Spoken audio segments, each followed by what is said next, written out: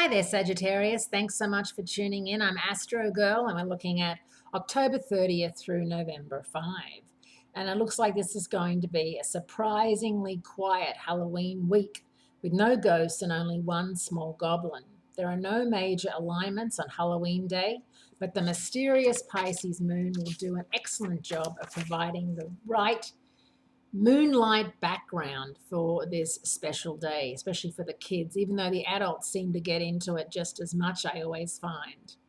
On Friday, November 3, a Sun Neptune trine stirs our emotional, spiritual, and creative ideas and ideology and encourage us to pay homage to something bigger than ourselves. So it may be a really good day to do some meditation. Give blessings for all the wonderful blessings that you have in your life right now. This is the second time that the Sun and Neptune have been in trine aspect this year. The first time was July 5. So it's worth looking back through your diary and seeing what happened July 5. It's really important to write things down. You know, like had an argument with so-and-so, or made up with so-and-so, or saw the fabulous movie and what the movie was, or heard a great song on the radio and what it was. It could mean something in the grand scheme of things, especially if it stays with you, and especially if it's something that you know you might want to recollect. July 5 is one of those days, it's right after July 4. So for people in the US, it's what you were doing the next day after July 4th. Were you hungover? You didn't go to work? You got into trouble from your boss? Those sorts of things. The benefits of the Sun-Neptune trine extend to the Taurus full moon, which is Saturday, November 4.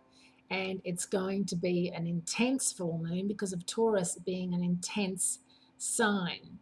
Marking the next 2 weeks is the best time of the month to wind down artistic projects, get rid of bad habits, and complete assignments.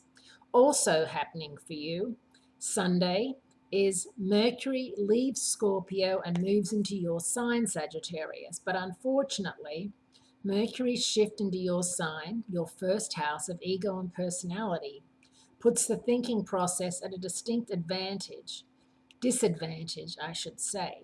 Because Sagittarius, you do often miss the details. You don't read the fine print, and you have a tendency to throw tact to the wind and blurt out observations best kept private.